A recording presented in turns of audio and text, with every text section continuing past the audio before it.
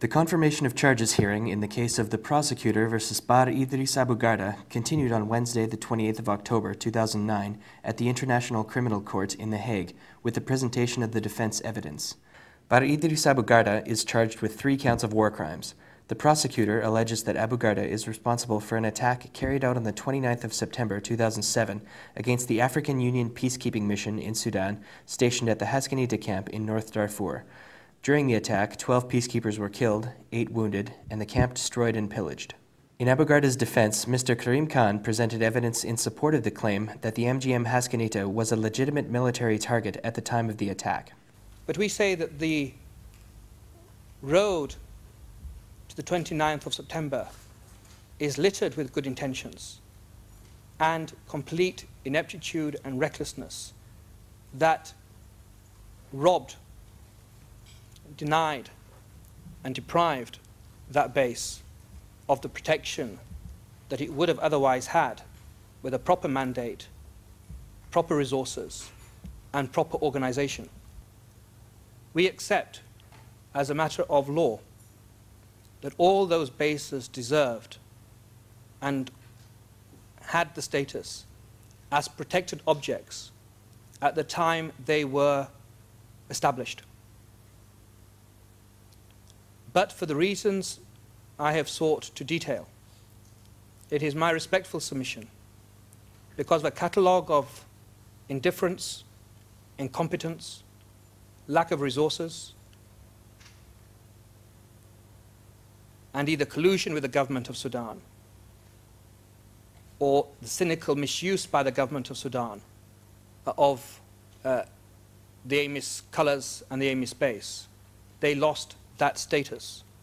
I do wish to emphasize, and I think it deserves repeating, that the consequences of such a finding is not a license to kill peacekeepers.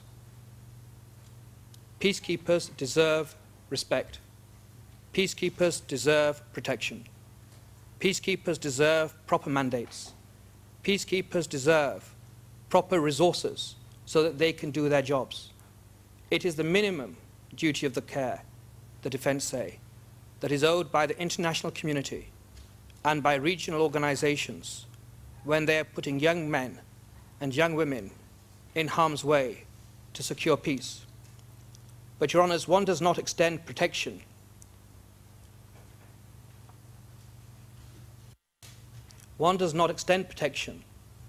by extending it in circumstances where it is not warranted.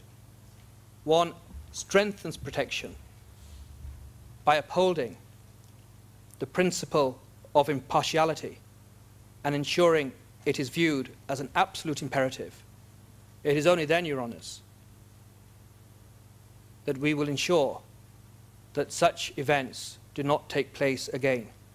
In short, it is my respectful submission, for the reasons adumbrated in this submission, that the prosecution have not established that the attack on the 29th of September was against a protected object, rather MGS Haskanita, unfortunately and tragically and avoidably had become a legitimate military target. Andrew Burrow, the co-counsel for the defense, presented statements of defense witnesses about the absence of Abu Garda from Sudan in the months prior to the attack, and that the purpose for his return was reconciliation and not military operations. Your Honours, my final submissions this afternoon concern the proof of and manner of the deaths of the AMIS personnel at MGS Haskanita. Without wanting to diminish in any way the prohibition on pillaging or the repugnance we may feel for the practice, 2 facts stand at the heart of this case. An attack on an AMIS base and the deaths of the 12 AMIS personnel. If it weren't for the occurrence of those 2 events together, it is highly unlikely that we would be here today. Taking into account the gravity requirement in Article 5 of the statute, defense submits that those 2 events are what has led to us being here today. Now, you may ask why this is important. Of course, it's important because if the defense is correct in its submission that the attack itself was lawful, then the deaths arising in the course of that attack would not constitute crimes under the statute of this court.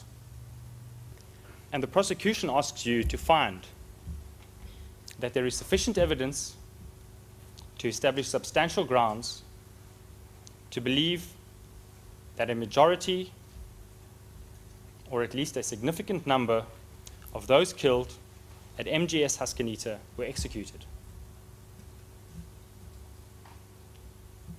With respect, Your Honours, the court and the defence deserve better. The victims in this case certainly deserve better.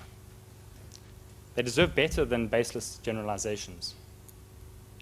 They deserve to know whether those who died were summarily executed or whether they died defending their base. Instead, the reality as we near the end of these confirmation proceedings is that the relatives of those who died, the relatives of a significant number of those who died at Haskanita, are today in no better position to say how they were killed than they were on the day after the attack. Your Honours, I have nothing further. Thank you.